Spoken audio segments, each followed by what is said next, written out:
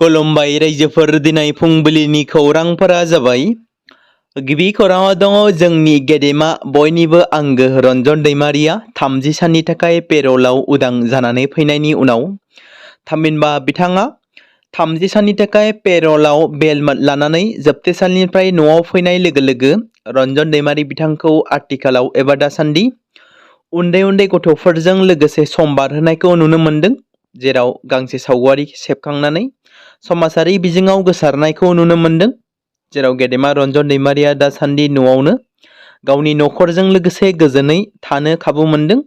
नाथाय बिथां गेदेमाया जोंनि गेजेराव माब्लानि समाव उदां जानानै फैनो खाबु मोनगोन, माब्लानि समाव बिथाङा जोंनि गेजेराव हारिनि गेजेराव उदां जानानै फैनो खाबु मोनथारगोन, बेखौ उननि समासो फोरमायसिगोन।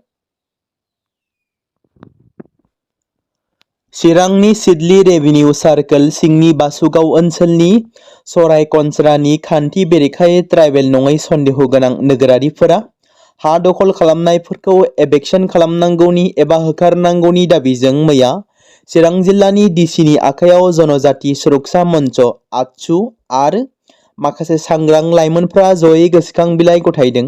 गोसोखां बिलाइयाव थाबैनो एभेक्सन खालामनायनि दाबि खालामनायजों लोगोसे बै सुबुंफोरखौ सेन्सासनि साननायनिफ्राय गोजानाव लाखिनो दाबि खालामो। बडलेण्ड जनजाति सुरक्षा मन्चनि गाहाय दैदेनगिरि दावरो देख्रेब नार्जारिया मख'जाथावदि थांनाय 2023 मायथाइनि 5 आगस्टआवनो सिडली सार्कोलनि मावख'गिरिया इलिगेलि हा दखल खालामनानै थादों होनना एभेक्सननि मिथिसार बिलाइ हरनायनि उनावबो एभेक्सन खालामाखै बिटिसि खुंथाया। बे बाथ्राखौ लानानै मैया फिन आरोबाव आतसु लोगोसे जनजाति सुरक्षा मन्चनि माखासे दैदेनगिरिफ्रा फैनानै सांग्रां लाइमोनफ्रा जयैनो एभेक्सन खालामनांगौनि दाबिजों डिसिनि आखायाव गोसोखां बिलाइ गथायो।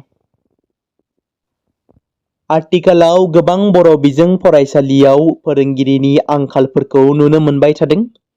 बर' हारिनि थाखाय जिउ बाउनाय मुंख्लं सुभाष बर' गुदि फरायसालियावबो बर' बिजोङा थैनायनि लामायाव फोरोंगिरिनि आंखाल नुजाथिदों। बिटिसि खुंथाया नायसंनायनि बिबान गैया नामा? भारत भुटान सिमना ओनसोल टेंकी बस्तियाव 1993 मायथाइयावनो गायसनजानाय बर' बिजोंनि गुदि फरायसालियाव फोरोंगिरिनि आंखालाव बर' बिजोङा थांना थागोन ना? गिदिर सोंलु। गोरिब गुन्द्रानि फिसाफोरखौ बिमानि रावजों सोलोंथाइ लानायाव बिटिसि सोरखारा खाबु खालामगोन ना? बिटिसि सोरखारनि सोलोंथाइ बिफानखौ थाबैनो राहा लानो खावलायहरदों टेंकी बस्तिनि रायजो राजाफोरा। थांनाय सानखालि श्रीलंकानि बन्दर नायके इन्टारनेशनेल बिरखं गाथोननिफ्राय हादोराव 8,34,000 एसेलार बेसेननि चाइनिज बानायनाय सिगारेटखौ सिखाव फालांगि खालामनो नाजानायनि दायाव सानै भारतारि नोगोरारिखौ खादों। डेइली मिरर खौरां बिलाइयाव फोरमायथिनाय बादिब्ला सन्देह गोनां सुबुंफोरखौ कन्स्ट्राक्सन सेक्टराव खामानि मावग्रा 33 बोसोर बैसोनि सासे सुबुं आरो फरायसालिनि फोरोंगिरि महरै खामानि मावग्रा सासे 38 बोसोर बैसोनि आइजो होनना सिनायथिनाय जादों, नाथाय बिसोरनि मुंफोरखौ खौराङाव मख'नाय जायाखै। खौरां मोननाय बायदिब्ला सानैबो चीननिफ्राय गुबुन गुबुन ब्रेन्डनि 55,600 सिगारेटजों लोगोसे 278 कार्टन बायदोंमोन। बेनि उनाव सिंगापुरसिम दावबायनानै सिंगापुर एयारलाइन्सनि फ्लाइट SQ468 जों हरनि समाव थामहिनबा हरनि 12:25 रिंगासोआव श्रीलंका सहैदोंमोन। बिरखं गाथोना पुलिस नारकटिक्स बिउर'जों हमजानायनि सिगां बिथांमोना मोनथाम सुटकेसआव कार्टनजों बुंफबनाय सिगारेटखौ दोनखोमादोंमोन। रिपर्टनि बादिब्ला सानै दायनिगिरिखौ नेगोम्ब मेजिस्ट्रेटनि बिजिरसालियाव दिन्थिनाय जागोन होनना रिपर्टआव फोरमायदों। गवालपारा पुलिसनि अपारेशनाव मा 42 मोसौफोरखौ रैखा खालामदों आरो सा 9 फालांगियारिखौ हमनाय जादों? गवालपारा पुलिसा लक्ष्मीपुर ओनसोलाव आयेन बेरेखायै मोसौफोरखौ लांलाय लाबोलाय खालामनायनि हेंथायै गोबां अपारेशन खालामनानै मा 42 मोसौफोरखौ बोखांनो हायो आरो गासै बेजों लोगोसे सा 9 मोसौ दालालफोरखौ हमनो हानायाव जाफुंसार जानो हादों। आसाम आरो सोनाब बंग सीमा ओनसोल श्रीरामपुराव गोबां बिबांनि ड्राग्स हमनो हादों। आसाम सोनाब बंग सीमानि श्रीरामपुराव पुलिसनि मोनसे गिदिर जाफुंसारनाय आयेन बेरेखायै लाबोनाय गोबां बिबांनि ड्राग्स हमनो हादों। श्रीरामपुर सीमानि नागा चेकिंआव पुलिसा AA01 PC 5673 नम्बरनि गंसे कन्टेनार ट्राकजों लोगोसे बेफोर ड्राग्सफोरखौ स्मागलिं खालामनो नाजादोंमोन। ट्राकनि सिङाव थानाय मोनसे चेम्बारनिफ्राय बे ड्राग्सफोरखौ दिहुननाय जायो। ड्राग्सजों लोगोसे पुलिस बिफाना ड्राग्स सालायगिरि आरो सासे हेफाजाबगिरिखौ हमनो हायो। मिथिनो मोननाय बायदिब्ला बे ड्राग्सफोरखौ गुवाहाटीनिफ्राय सोनाब बंगनि सिलिगुरिसिम लांनो नाजादोंमोन। हमनो मोननाय ड्राग्सनि लिरथायखौ 1.5 केजि जागोन होनना मिथिहोदों। मुलुगनार्जारिनि बिटेक फरायनायाव रांखावरिनि आंखाल नुजाथिदों। बिटिसिनि गाहाय खुंगिरि हाग्रामा महिलारिनिसिम आखाइ खबजबना रांखावरिनि मदद हास्थायदों मुलुगनार्जारिनि नखरा। क'क्राझार जिल्लानि उत्तर पाटगाव गामिनि सन्जय नार्जारिनि फिसाज्ला मुलुगनार्जारिया NIT मेघालयाव बिटेक फरायगासिनो दं। मुलुगनार्जारिनि बिफा सन्जय नार्जारिया मेघालयनि कम्पानियाव हाजिरा मावो आरो बिमा रिमा नार्जारियाबो मालायनि नखर नखर हाजिरा मावनानैसो फोरोंबोदों। नाथाय बे समाव मुलुगनार्जारिया बिटेक फरायनायाव रांखावरिनि आंखाल नुजाथिदों। बेनिखायनो बिटिसिनि गाहाय मावफुं सोद्रोमा हाग्रामा महिलारिनिसिम आखाइ खबजबना रांखावरिनि मदद खालामनो खावलायदों मुलुगनार्जारिनि नखरा। सालबारि जौसिन फरायसालिनि 2026 मायथाइनि फ्रेशमेन स'सियेल डेखौ सानसेनि हाबाफारिजों फरायसालिनि लांगोनायाव खुंफुंनाय जायो।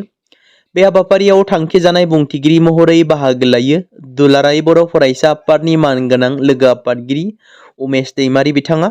बे मेलखौ सामलायदोंमोन फरायसालिनि गोरायुं कृष्णन बसुमतारी बिथाङा। बे हाबाफारियावनो उमेश दैमारि बिथाङा बाहागो लानानै फरायसाफोरखौ थांखिनानै जोंनि साननाय आरो थांखि लानायाव सहैनो थाखाय गोग्गो आदार जगायनाय आरो गोग्गो देहानि गोनांथिखौ फोरमायो। फरायसाफोरखौ जानाङै बेसाद एबा फेग्रा मुवा बाहायनायनिफ्राय जानगाराव थानो थाखायबो खावलायो। गुवाहाटी मिरु जोबथेसालियाव HIV नि अनजिमाया बांदों। सा 65 कैदीफोरनि देहायाव HIV पजिटिभ मोननाय जादों। फेग्रा मुवा ड्राग्स बायदिनि जाहोनावनो HIV बांनायनि सन्देह खालामनाय जादों। दासान्दि जोबथेसालियाव सा 1802 कैदीफोर दं। मख'जाथावदि गुवाहाटी सेन्ट्रेल जेलनि सा 65निबो बांसिन कैदीफोरा HIV पजिटिभ। गुवाहाटी सेन्ट्रेल जेलाव 65निबो बांसिन कैदीफोरा HIV पजिटिभ मोननाय जादों होनना खौरां मोननाय जादों। सुलुंनिफ्राय मिथिनो मोननाय बायदिब्ला गोबां बिबांनि कैदीफोरा NDPS एक्टनि सिङाव रेजिस्टार खालामनाय केसफोराव दं। HIV सन्देरनायनि गुबै जाहोनफोरखौ मिथिनाय जायाखै। नाथाय माखासे केसफोरा फेग्रा मुवा बाहायनायनि थाखाय जानो हागौ होनना सन्देह खालामनाय जायो। बे जाथाया कैदीफोरनि गेजेराव फेग्रा मुवा बाहायनायजों सोमोन्दो थानाय सावस्रिनि खैफोदनि सायाव जिंगा सिखांहोदों। IIT माद्रासाव बिटेक खालामनाय तामुलपुर जिल्ला उत्तर गलबेरा राङापालि गामिनि दानसोरां नार्जारिनो 3 लाख रांनि अनसुंथाइ होदों BPF दोलोनिफ्राय। हाग्रामा महिलारि दैदेननाय बिटिसि खुंथाइ फारसेनिफ्राय गोजौ सोलोंथाइ लानाय फरायसाफोरखौ थुलुंगाखां होनाय थांखिजों फरायसा आरो फरायसुलिफोरनो रांनि अनसुंथाइ होबाय थानायखौ दासान्दि नुनो मोनदों। थिग बेबायदिनो दिनैबो तामुलपुर जिल्ला उत्तर गलबेरा राङापालि गामिनि नगेन नार्जारि आरो दिपाली नार्जारिनि फिसाज्ला दानसोरां नार्जारि जाय IIT माद्रासाव बिटेक खालामबाय थादों। बेखौ नोजोर बोनानै BPFनि लाइमोन हान्जानि दैदेनगिरिफ्रा फरायसानि नखरनो हाग्रामा महिलारि दैदेननाय खुंथाइ सोरखारनि मोनसे थान्दै हान्जाया 3 लाख रांनि अनसुंथाइखौ गथायनानै होयो। धृतिराज काक्लारिखौ गाग्लोबग्राफोरा निमाहा बिनांबाय। गुवाहाटी नोगोरमानि 6 माइलनि नयनतरा सुपार मार्केटआव जादोंमोन जाथाया, जेराव धृतिराज काक्लारिखौ गाग्लोबदोंमोन। नयनतरा सुपार मार्केटनि मावथिफोरनि गाग्लोबनायाव धृतिराज काक्लारि आरो सिकामणि नंप्लां मुंनि 2 लाइमोना जोखोम जादोंमोन। मख'जाथावदि बर' सुबुंफ्रा मानो आथिखालाव बेबादि गोबां खेब गुबुननि आखायाव एसे एनै दाय मोनोब्लानो मानो बेबादि रैखाथि गैयाजासे गाग्लोब जायो, मानो गुबुननि आखायाव बोलि जानाङो? बेल' नङा, गोबां समफोरावनो बर' सुबुंफ्रा गुबुननि आखायाव जिउ खोमानांनाय, बुथारजानाय, सोरजोंबा इनाय अनागार खालामजानाय बायदि बायदि जाथायफोरा जाबोबाय थादों। माब्लाबा बेबादिनो जिउ जोबनानै थाङोब्लाबो गुबुननि आखायाव, नाथाय बेनि न्यायखौ मोननो थाङा। जोंनि बर' सुबुङा दिनैनि दिनाव सोरबा असमिया हारिनि सुबुंखौ आखाइ होयोब्ला लोगो लोगोनो बेनि गोख्रों साजाखौ मोननो गोनां जायो। बेबायदिनो बावैसो सिगाङावबो तेजपुराव सासे बर' फरायसाखौ गाग्लोबनाय जाथाया जानानै थांदोंमोन। बे जाथायावबो दायनिगिरिफोरखौ साजा होनायखौ नुनो मोनाखै। जेराव बेनि सायावबो समाधान जाबाय होनना मिथिनो मोन्दों। BPFनि दैदेनगिरि बारग' MCLA रुंसारि बक्तार आली आहमेदखौ जमदुवार ब्लक BPFनि मावखुलियाव जोबथा बिदाय होबाय। मख'जाथावदि BTC रिलिजियास माइनरिटि काउन्सिल RMCनि बारग' आफादगिरि आरो बारग' MCLA लोगोसे BPFनि गागि दैदेनगिरि बक्तार आली आहमेदा रुंसारि जानानै थांदोंमोन। बिथांखौनो दिनै BPFनि मावखुलियाव एबा जमदुवार ब्लक BPFनि मावखुलियाव जोबथा बिदाय खालामबाय। जामुगुरि हाटनि कुसुतला महकुमानि दिपातला गामिनि थागिबि मनज छेत्रीखौ नागिरनानै STRFआ थामथि सानसिम जिया बरलि दैमायाव गोमानाय सुबुंखौ नागिरनाय हाबाफारिया सोलिगासिनो दं। रैखाथि हान्जा STRFआ गंनै नावखौ लानानै दैमानि सेराव नागिरगासिनो दं, नाथाय सेंग्रानि जेबो गुमुर मोनाखै। मिथिनो मोननाय बायदिब्ला मनज छेत्रीया थांनाय 21 आगस्तनि मोनाबिलियाव गावनि स्कुटिखौ लानानै न'निफ्राय ओंखारलांदोंमोन। बै समनिफ्रायनो नखरनि सुबुंफोरजों सेंग्रानि सोमोन्दोआ गैया जालाङो।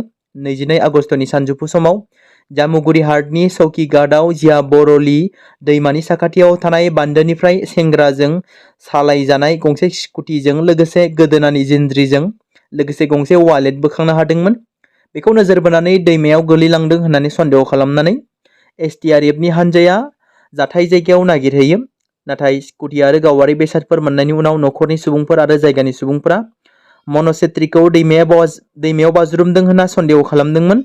STRFनि हान्जाया जाथाय जायगायाव सौहैयो आरो नागिरनाय हाबाफारिखौ खालामदों, नाथाय जेबो गुमुर मोननो हायाखै होनना बे समाव मिथिनो मोननाय जादों।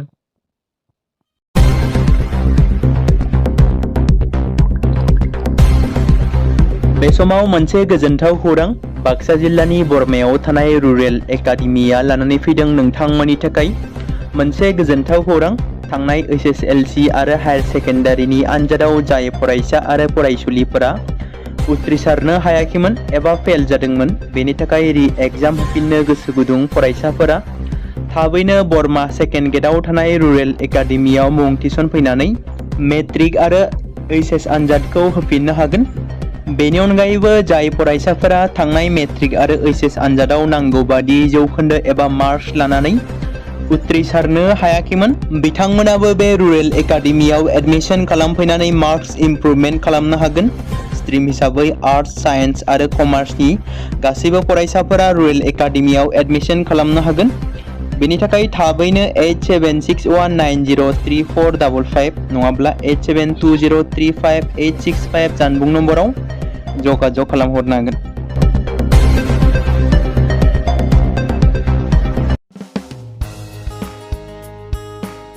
बे समाव मोनसे गोनां फोसावथाय बर' सावथुन नायनानै मोजां मोनग्रा गासै बर' रायजो राजाफोरनि गेजेराव लानानै फैदों मोनसे बर'नि OTT प्लेटफर्म गोनां, जाय प्लेटफर्मनि गेजेरजों नोंथांमोना बर'नि गोदान गोजाम सावथुनफोरखौ नुनो मोनगोन। थांनाय माखासे बोसोर सिगां बर'नि गेजेराव लानानै फैनाय निउबो एप बायदिनो फिन आरोबाव लानानै फैदों बर' रायजो राजाफोरनि थाखाय। बे बाथ्राखौ मख'नाया गोनांदि 2025 मायथाइनि जानुवारि दानाव ओंखारनाय आंगो स्ट्रिम मुंनि मोनसे OTT प्लेटफर्म गोनां निउबो एपनि गेजेरजों नोंथांमोना गोबांथार बर'नि सावथुनफोर जेरै ट्रेजेडि, रमान्टिक, एक्शन आरो कमेडिजों बुंफबनाय सावथुनफोरखौ नुनो मोनगोन। जेरै सनानि नखर, थांखि गैयै समाज, अनसुला आफा, हिर', बिमा बायदि बाजै, अर, थैसाम, वान्टेड, संदान आरो रं नाम्बार बायदि सावथुनफोरा मख'जाथाव। बेफोर सावथुनफोरखौ नायनो थाखाय नोंथांमोना गिबियावनो आंगो स्ट्रिम एपखौ गावनि मबाइलाव थानाय प्ले स्ट'रनिफ्राय डाउनल'ड खालामनानै लोगोसे इनस्टल खालामनानै गावनि मबाइल नाम्बारजों लगइन खालामनानै लाग्रोनांगोन। बेनि उनाव नोंथांमोना गोबांथार नुनो मोनै सावथुनफोरखौ गुगोल पे, फन पे आरो पेटिएमजों रं नाम्बार सावथुनखौ नायनो थाखाय 60 रां आरो संदान सावथुनखौ नायनो थाखाय 80 रां, वान्टेड सावथुनखौ नायनो थाखाय 60 रां, थैसाम सावथुनखौ नायनो थाखाय 60 रां बेबायदिनो गोबांथार नुनो मोनै सावथुनफोरखौ नायनो थाखाय सुबिदा खालामनानै होदों आंगो स्ट्रिम प्लेटफर्मा। फिन नोंथांमोननि गेजेराव फोरमायबावनो लादों बर' सावथुन नायनानै मोजां मोनग्रा गासै बर' रायजो राजाफोरनि गेजेराव लानानै फैदों मोनसे बर'नि OTT प्लेटफर्म गोनां, जाय प्लेटफर्मनि गेजेरजों नोंथांमोना बर'नि नुनो मोनै सावथुनफोर जेराव गोदान गोजाम सावथुनफोरखौ नुनो मोनगोन।